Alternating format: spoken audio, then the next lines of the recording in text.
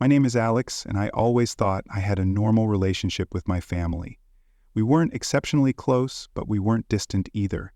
At least, that's what I believed until 3 weeks ago, when I discovered a truth that shattered everything I thought I knew about my place in my own family. It started with a text from my Aunt Carol, just a simple ping on a Tuesday afternoon while I was working from home. I almost didn't check it right away, but when I finally did, I felt my stomach drop. Oops, wrong chat. Ignore that, sweetheart. But before she could unsend it, I had already seen the photo. It was a dinner table, elegantly set with my family's heirloom china, the ones we only used for special occasions. Around it sat my parents, my sister Emma, my brother Tyler, and various aunts, uncles, and cousins. They were all dressed up, raising their glasses in a toast, faces bright with laughter. It wouldn't have been strange except for one thing. I had no idea this dinner had happened. No invitation, no mention of it before or after, and judging by the casual way everyone looked, this wasn't some last-minute gathering. I stared at the photo, trying to make sense of it. Maybe it was old? But no, my sister had that haircut she'd gotten just last month. Maybe it was a surprise party for someone? But whose? And why wouldn't I be invited? I texted back casually, trying not to sound accusatory. Looks like fun. When was this? There was a long pause before her response came through. Just a little family get-together last weekend, nothing special. Nothing special, yet special enough that china was used, special enough that everyone dressed up, special enough that everyone was there. Everyone except me. I would have let it go. That's what I always did, kept the peace, never made waves.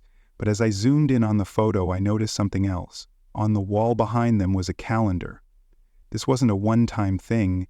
The calendar had several dates circled in red, all with the same notation, family dinner. The next one was scheduled for this coming Friday. I felt sick. How long had this been going on?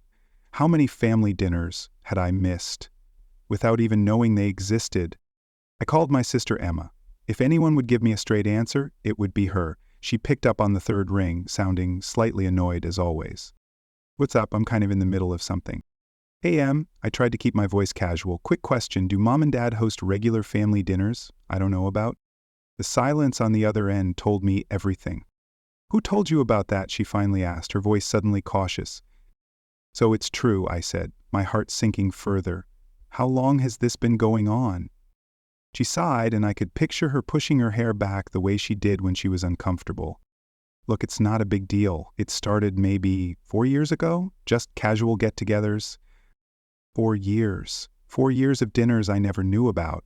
4 years of being excluded from my own family. Why wasn't I ever invited? I asked, my voice smaller than I intended. Another pause. You should talk to Mom about this. It's not my place. And she hung up. I sat there, staring at my phone, a hollow feeling spreading through my chest. 4 years. That was around the time I'd gotten my promotion, the one that had made me the most financially successful person in our family, the one I'd been so excited to tell everyone about at Thanksgiving, only to be met with tight smiles and quick subject changes. I always thought they were proud of me, even if they didn't show it the way I hoped. Now, I wasn't so sure. I called my mom, not bothering to plan what I'd say. She answered quickly, her voice bright. Alex, what a nice surprise. How are you, sweetie? Why haven't I been invited to the family dinners? I asked, cutting right to the point. The silence that followed was deafening. Hello? She finally said, her voice dropping its cheerful pretense. Carol showed you that photo, didn't she? I told her to be careful with the group chats. Not, I'm sorry we didn't include you, not, there's been a misunderstanding, just annoyance that I had found out. Mom, I pressed, why wasn't I invited? To any of them? For 4 years? She sighed, and I could hear her moving to a different room, probably away from Dad. It's complicated, Alex. The dinners just, they have a certain vibe. And you? Oh, what? Well, she hesitated, then finally said it, you just don't fit the vibe. I don't fit the vibe. Those 5 words hit me like a physical blow. What did that even mean? Was I too boring, too successful, not successful enough? What vibe could possibly justify excluding your own child from family gatherings for years? What does that mean? I asked, trying to keep my voice steady. You know how you are, Alex, always talking about your job, your apartment, your city life. The rest of us, we're simple people. We talk about community things, people we all know. You've moved beyond that, and that's wonderful. We're proud of you. But these dinners, they're for those of us who still connect in that way. I couldn't believe what I was hearing. I was being excluded because I'd moved to the city? Because I had a career I was passionate about? So I'm being punished for leaving town, for having a job I love? No one's punishing you, she said, sounding exasperated. It's just easier this way. You'd be bored anyway.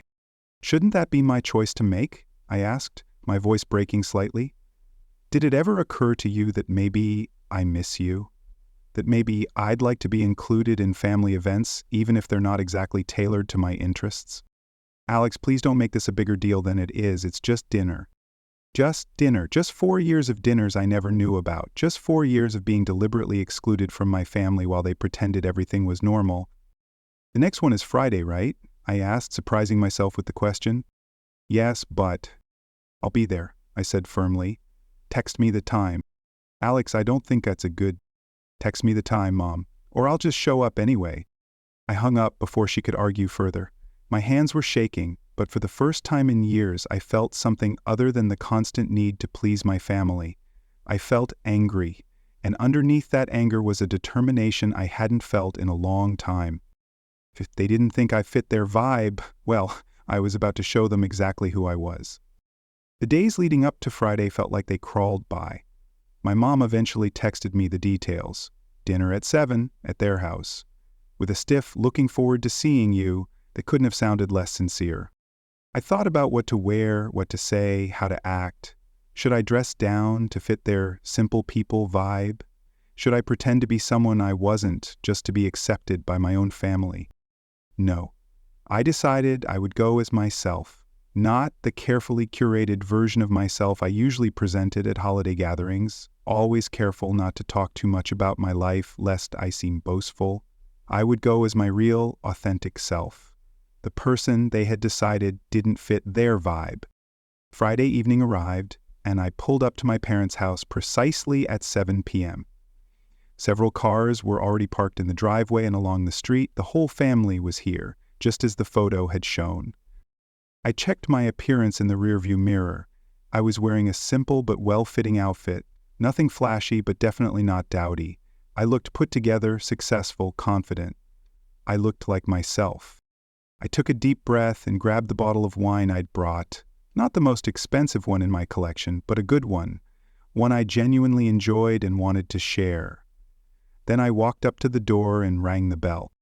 My father answered, his smile faltering slightly when he saw me. Alex, you're here. I said I would be, I replied, stepping past him into the house. I brought wine. The conversation in the dining room died down as I walked in. Every face turned toward me with varying degrees of surprise and discomfort. My Aunt Carol looked especially mortified. Alex is joining us tonight, my mom announced with a strained smile. Isn't that nice? A chorus of half-hearted agreements followed as I took in the scene. Just like in the photo, the table was set beautifully with the heirloom china, everyone was dressed nicely, and the smell of my mom's signature roast filled the air. My sister Emma gave me a tight smile and a small nod, which I returned. My brother Tyler looked everywhere but at me. Where should I sit? I asked, still standing while everyone else was already settled. Oh, my mom said, flustered. Well, we weren't expecting. Let me get another chair. She hurried off to fetch a chair from the study, returning moments later with a dining chair that clearly didn't match the set. It was slightly lower than the others, making me feel like a child at the adults' table. Perfect analogy, I thought bitterly as I sat down. So, my Aunt Carol said with forced cheerfulness, how's the big city treating you, Alex? And just like that it began. The carefully choreographed dance of asking me surface-level questions about my life while not actually wanting to hear the answers. I'd been through this routine at every holiday gathering, but now I saw it for what it was. A way to check a box, to say they'd included me while ensuring I remained at arm's length. Not tonight. The city's great, I said, pouring myself a glass of the wine I'd brought. But I'm more interested in hearing about these dinners I've been missing for the past 4 years. What do you all usually talk about? An uncomfortable silence fell over the table. My cousin Jake coughed into his napkin, while my Uncle Frank suddenly found his mashed potatoes fascinating. Oh, just local gossip, my mom said dismissively. Nothing you'd find interesting. Try me, I challenged, taking a sip of my wine. I grew up here too, remember? I might know more people than you think. That was when my brother Tyler finally decided to speak up. Look, Alex, no offense, but you left. Some of us stayed.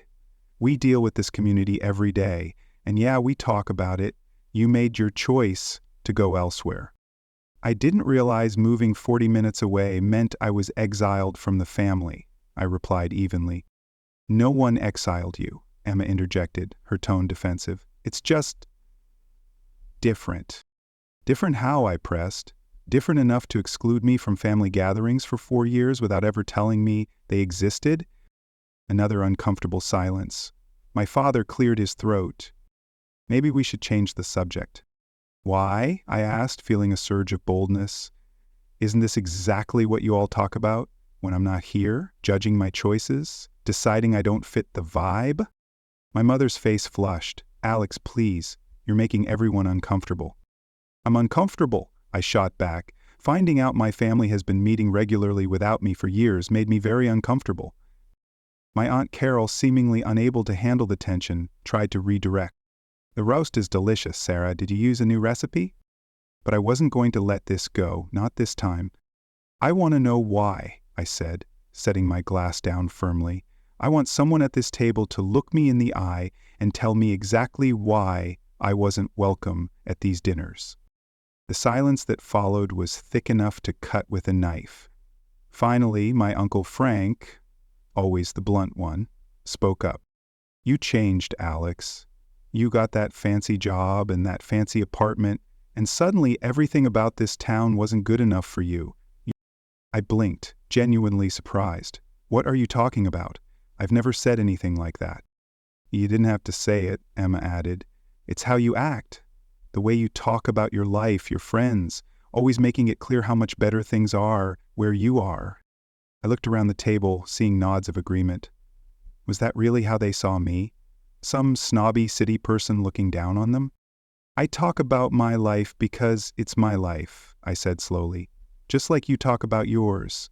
I never meant to imply it was better, just different. See, there it is, Tyler said, pointing his fork at me. Different, like you're special. That's not what I meant, and you know it, I replied, feeling my frustration grow. And even if I did talk about my job too much, that's a reason to pull me aside and tell me, not secretly exclude me from family events for years. My mom sighed heavily. We didn't want to hurt your feelings, Alex. And you thought this wouldn't hurt my feelings? I asked incredulously. Finding out like this? We didn't think you'd find out, my cousin Jake muttered, then looked embarrassed when everyone glared at him. And there it was, the truth, finally. They hadn't intended for me to ever know. They were perfectly content to have these gatherings indefinitely, excluding me while maintaining the illusion of a normal family relationship. I took a deep breath, trying to process this revelation.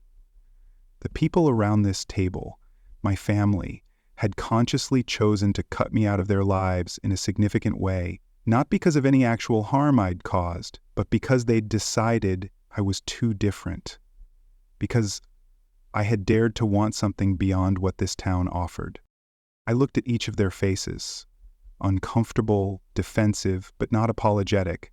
Not one of them seemed to truly understand the gravity of what they'd done. Do you know what the worst part is? I said quietly. It's not that you excluded me. It's that none of you can admit that what you did was wrong. Oh, come on, Alex, Tyler scoffed. You're being dramatic. It's just dinner. Just dinner.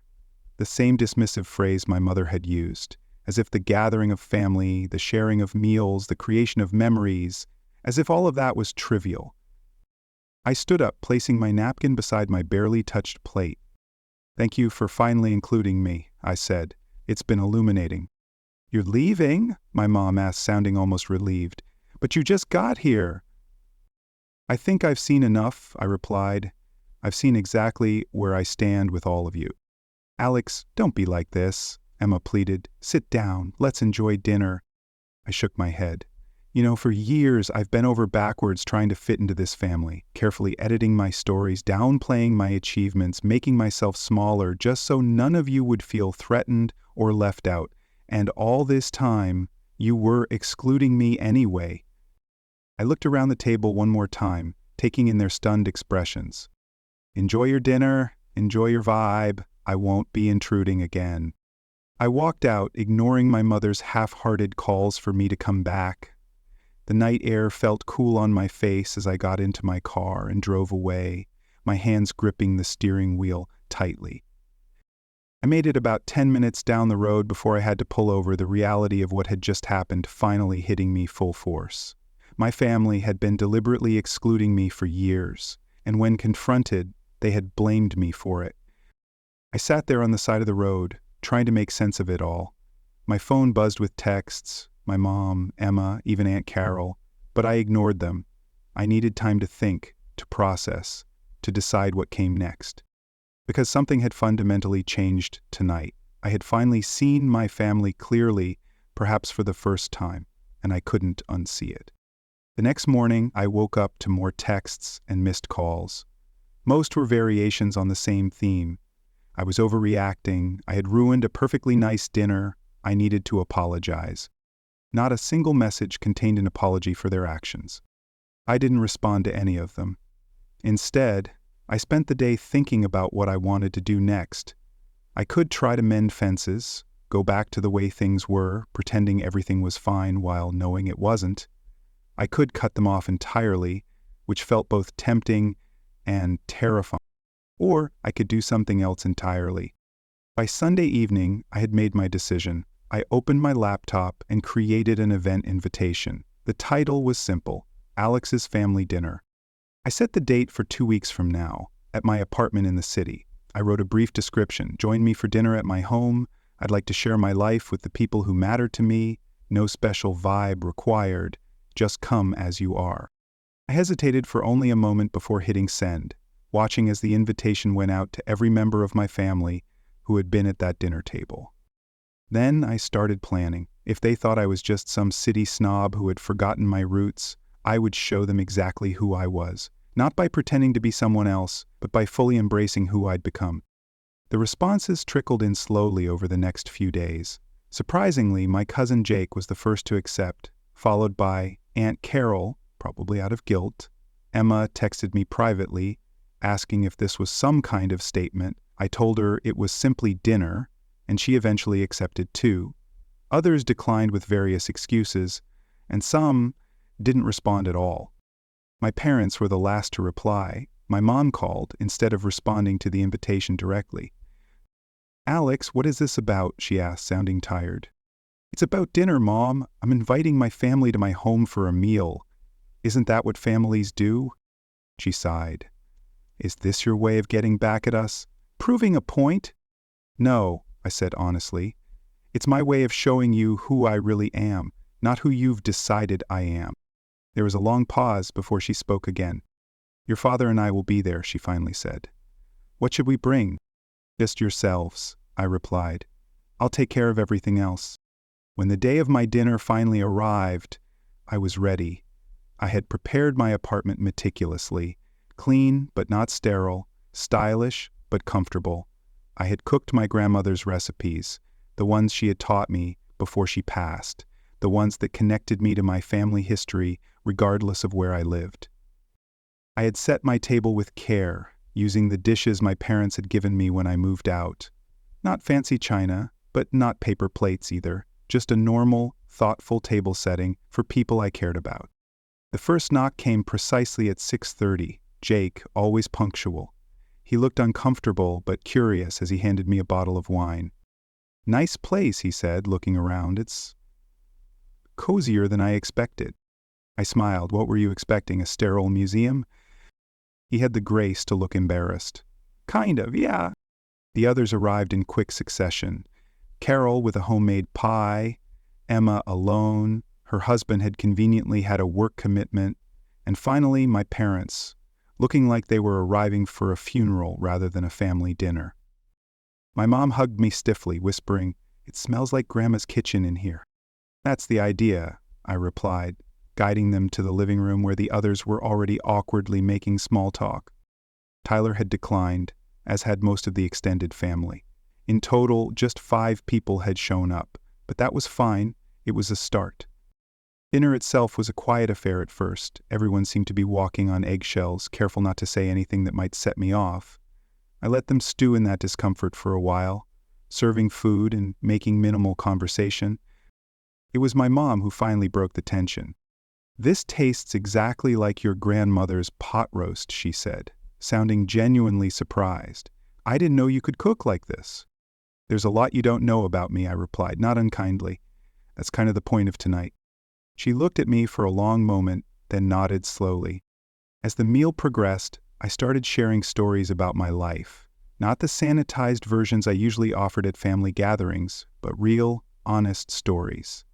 I talked about my struggles and my successes, about the friends I'd made and the community I'd built. I showed them photos of my volunteer work, the neighborhood garden I helped tend, the local businesses I supported. Gradually, the atmosphere began to shift. Jake asked genuine questions about my job. Carol wanted to know more about my friend group. Even my dad, usually so stoic, seemed interested in the renovation project I was helping with at a community center. By dessert, the conversation was flowing naturally. Not perfectly, there were still awkward moments and old tensions, but real, authentic. As they were preparing to leave, my mom pulled me aside. "I think I understand now," she said quietly, "why you were so hurt." I waited, not making it easier for her. I made assumptions about your life, about who you'd become, and instead of trying to understand, we just excluded you." It wasn't quite an apology, but it was closer than I'd expected. "Yes," I said simply, "you did." She nodded, looking down at her hands. "I'd like to do better," she finally said, "if you'll give us the chance." I thought about it for a moment. "I'm not coming back to those Friday dinners," I said firmly, "not as they were. But I'd be open to something new, something where everyone is welcome just as they are." She looked up, meeting my eyes. "I'd like that too." After everyone had left, I sat in my quiet apartment, reflecting on the evening. It hadn't been perfect. It hadn't instantly healed years of exclusion and misunderstanding, but it had been honest, and that was a start. My phone buzzed with a text from Emma. "Thanks for tonight. It was nice to see where you live. Maybe we could get coffee sometime." I smiled, a small olive branch, but a genuine one. I texted back, "I'd like that." Then I sent a message to the family group chat, the one I'd been added to after the confrontation dinner. "Thanks to everyone who came tonight. Same time next month at my place?" The responses came quickly. Jake's thumbs up, Carol's enthusiastic yes, my mom's simple "we'll be there," and a surprise response from Tyler, "count me in." I set my phone down, feeling a cautious sense of hope. I hadn't set out to create a new tradition or to replace the dinners I'd been excluded from. I had simply wanted to be seen, really seen, by my family. And for the first time in years, I felt like maybe I had been. The road ahead wouldn't be easy. Years of exclusion and hurt feelings don't disappear overnight. But I had taken back my power. I had refused to shrink myself to fit their expectations. I had shown them exactly who I was, and I had made it clear that if they wanted me in their lives, it would be on terms of mutual respect. I had made sure they would never exclude me again, not because I forced my way into their gatherings, but because I created my own space and invited them into it. A space where everyone belonged, exactly as they were. And that felt like the sweetest revenge of all.